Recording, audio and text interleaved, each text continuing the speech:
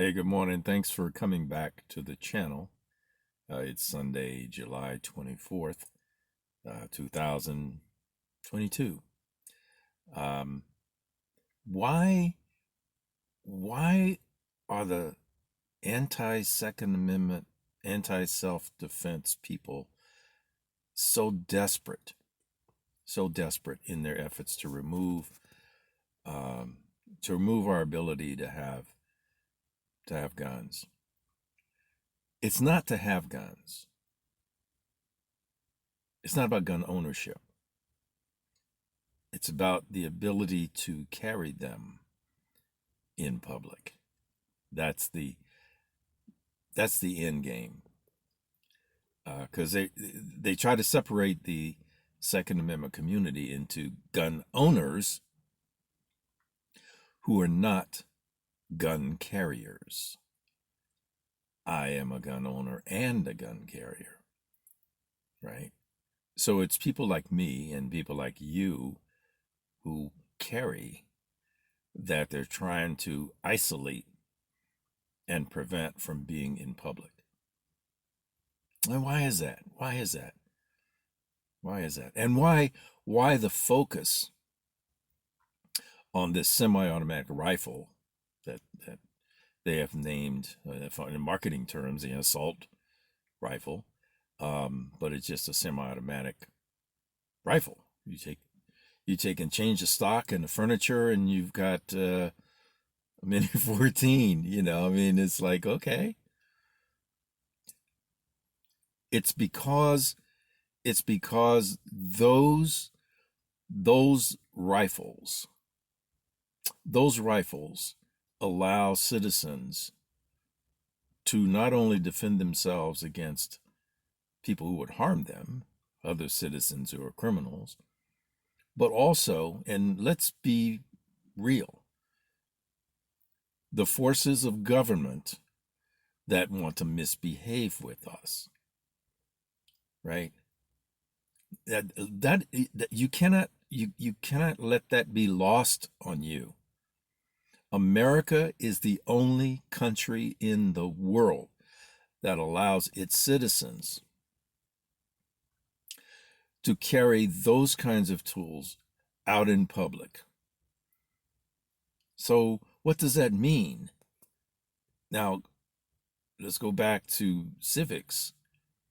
The executive branch of the American government, which is run by the President of the United States and the President's administration, the executive branch owns all the guns for the government, whether that's military guns or whether that's some kind of law enforcement guns.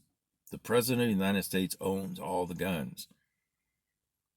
Why is it important for the citizens to own and carry guns?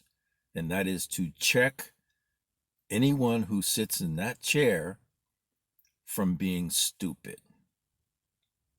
and let all of the organizations that report to him or her understand that if you try to cross a line with the American people, there's going to be a ruckus. There's going to be a ruckus. People in countries, people outside of America, do not understand us that way. Let's be clear. America started because of guns. It started because the King of England decided that he was going to disarm the colonies and proceeded to tell the British troops that were in the colonies to go in and confiscate the powder and the ammunition and the guns of the colonists until they got to Boston. And the colonists said no, and the result was the Boston Massacre, and then there we are. That is a ruckus. That is a ruckus. We are the only country to throw off the king. We threw off the king. right? We earned our independence, and it is true independence. And we did that because someone was trying to disarm us as a country and as individuals. And now we have forces in this country that are trying to do the same thing. Why? In my mind, it's simple. Those forces that want to disarm American citizens want to misbehave with us. They want to misbehave. They want to bully. They want to do things to harm you individually. Just look at the public protests, and some are not protests; they're riots. They want to be able to intimidate people and not suffer the consequences if they go too far. The same is true for those politicians that have constituents that are mostly thugs and gangbangers, or communities where they live. And you all know who they are. And they are protecting their constituents, because the last thing they want is a bunch of people taking a dirt nap that wasn't planned because they decided they were going to carjack, right? And some of these people are, 16 years old, 15 years old. And they're doing it because someone told them that they'll just be, smacked on the hand and they won't be considered adults. And yeah, they can go have the gun, but nobody will bother them. They can still go jack that car. They can still do a follow home robbery, etc. But now, as you arm more and more of the civilians, and those civilians are in public, it becomes very difficult to intimidate people. I go back to an armed society as a polite society. There are those that are saying they are going to carry concealed to public protests. I'm all for that. Exercise your Second Amendment while you're exercising your First Amendment. I'm all for that. It is still a crime. It is still a crime to misbehave with your words and to misbehave with your gun. Those are crimes, right? So yeah, be armed. Go to a protest. I do. I carry concealed, and sometimes I carry open, depending on what the if it's a rally and it's a Second Amendment rally. Yeah, I'm rocking my stuff out. If it's a protest or counter protest, then I carry concealed because I'm there for a specific reason. But there are forces that don't want don't want to know that if they get too froggy with you, in other words, if they take action that makes you think that you are going to get hurt, serious bodily injury or death, then you can defend yourself. Kyle Rittenhouse is an example of that. And you haven't seen too many of those crazy ones, and it's still the middle of summer already.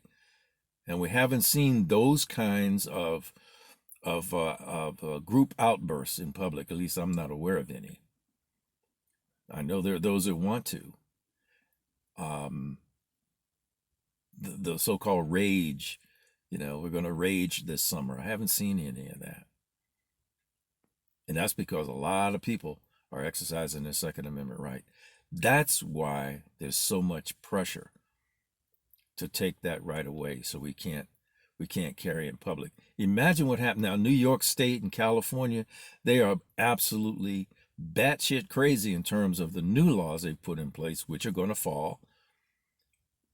But in the meantime, they they think that they're going to be able to control that. This genie, the Second Amendment genie, is out of the bottle. And you're not putting it back.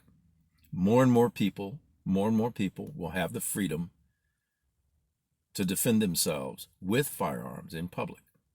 And that is what people are afraid of, because they will lose their power. Now, that goes both ways. So let's say the Republicans, let's say Donald Trump heaven forbid, gets elected again in 2024. Now, that man is dangerous to the country because his personality and his philosophy is tyrannical. And he is not a supporter of the Second Amendment. Absolutely not. So what do you think would happen if you have a person whose personal character is that of a tyrant? This is a person that likes the chairman of North Korea, likes Putin, likes those people who are dictators. Those are his role models. What do you think would happen if someone like that had all the guns and the citizens didn't? Remember what he said. Take the guns away and deal with the rights later. I mean, he said that, and he believes it. He believes it. So in my mind, we have to be careful who we put in that chair. But in the meantime, we have to continue to fight, to be able to act on the right that we have, and that is to carry in public. Anyway, this was kind of a rant, but it's Sunday morning and I had full coffee. So thanks for coming to the channel. If you haven't subscribed, please do. Hit the bell icon so you get reminded.